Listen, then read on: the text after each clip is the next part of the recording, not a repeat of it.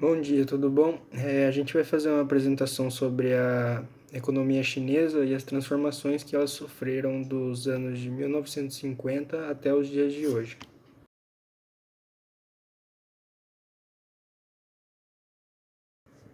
Em 1949, Mao Tse-tung ele liderava uma grande revolução comunista na China.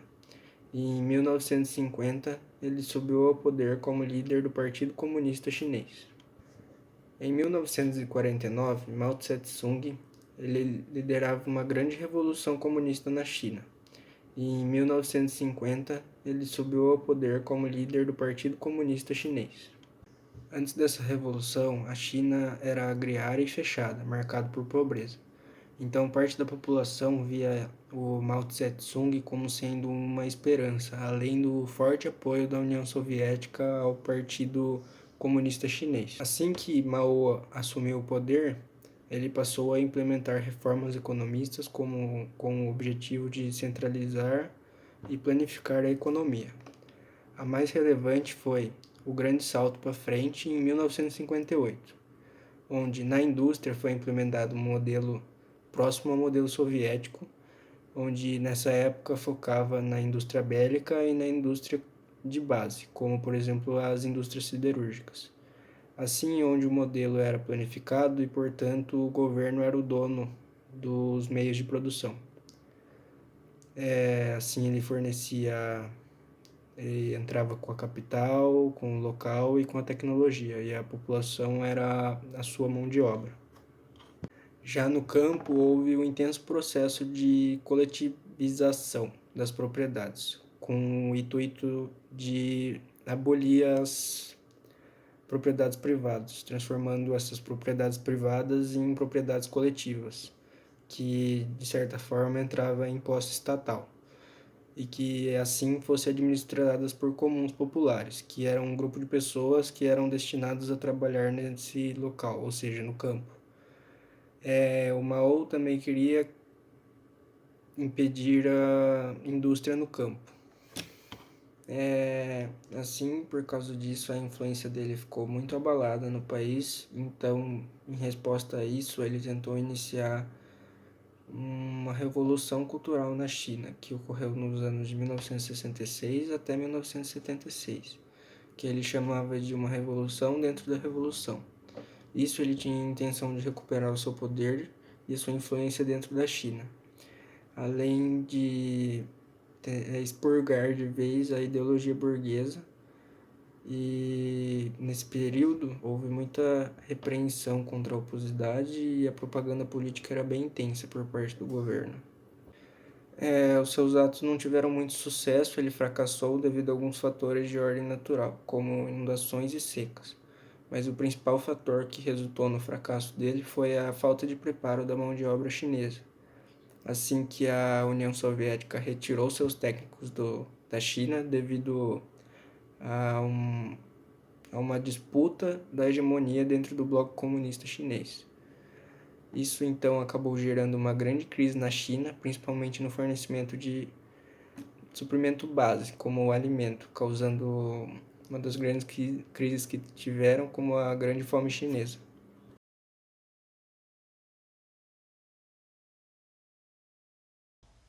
Em 1976, morre Mao Tse-tung.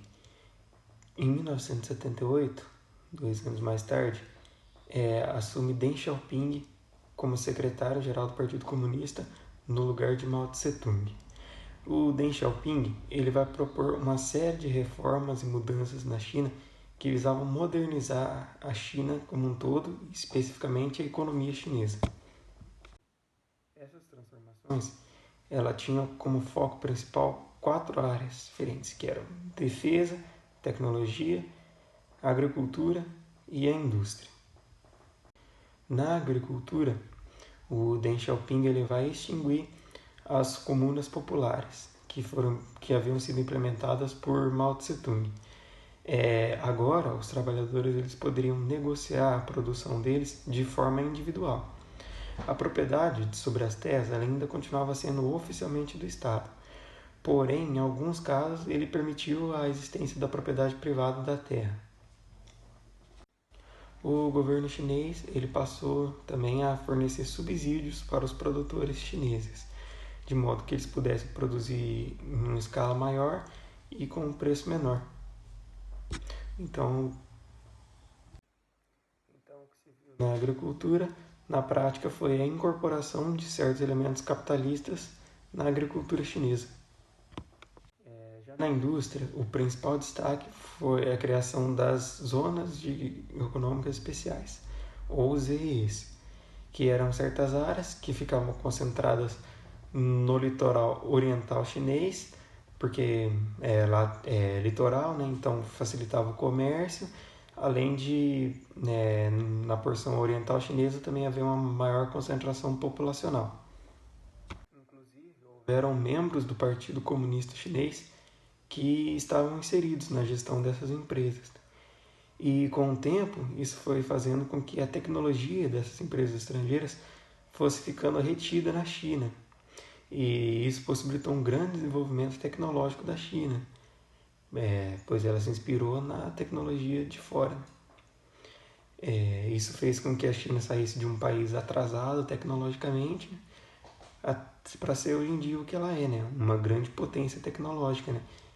Sendo um dos principais polos tecnológicos do mundo e rivalizando, né, com outros importantes polos tecnológicos do mundo, que seriam Japão, Estados Unidos.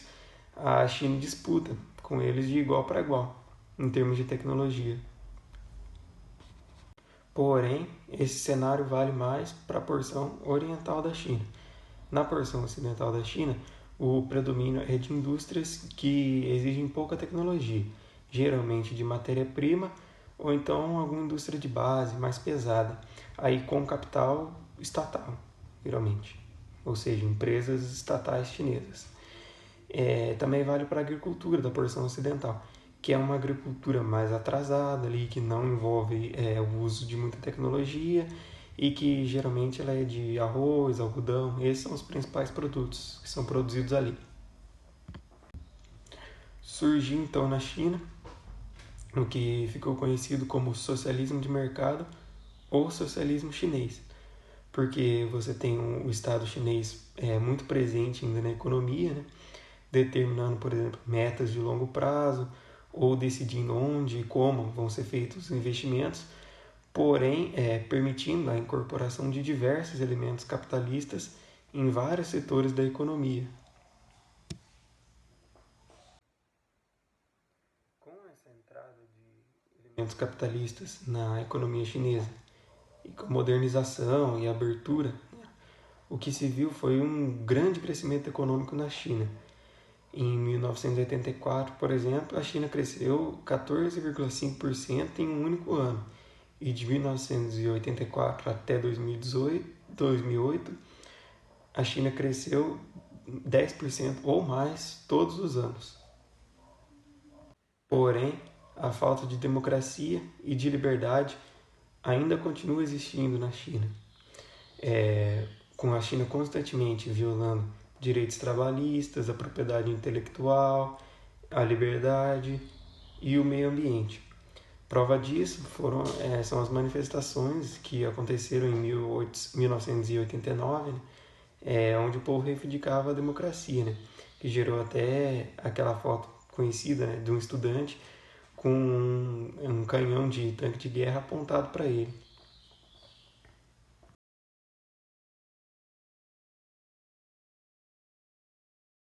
Bom, com uma queda na demanda internacional dos produtos chineses, a partir de 2008, o governo passou a estimular o mercado interno. Ele aumentou o salário dos trabalhadores e, com isso, também ele aumentou o poder de compra de toda a população. Com isso, a China passou a crescer ainda mais economicamente, pois ela deixou de ser tão dependente das exportações de seus produtos. Atualmente, a China cresce de forma avassaladora e é a segunda maior potência econômica mundial, perdendo apenas para os Estados Unidos. O crescimento da China ficou ainda mais visível com a eleição de Donald Trump para presidente dos Estados Unidos da América, pois ele vem tentando de todas as maneiras frear o crescimento econômico do país, e por isso atualmente se encontram em guerra comercial. E apesar de todo esse esforço dos Estados Unidos, a tendência é que a China venha cada vez mais sendo influente sobre os outros países do mundo. Um exemplo disso é a marca Xiaomi, que vem emplacando cada vez mais produtos no mercado mundial. Apesar de muitas imperfeições, o sistema chinês tem evoluído muito e hoje em dia é notoriamente o que mais cresce no mundo. Algumas previsões, inclusive, dizem que até 2050 a China ultrapassará os Estados Unidos, sendo assim se tornará a maior potência econômica mundial. Enfim, esse é o nosso trabalho. Muito obrigado.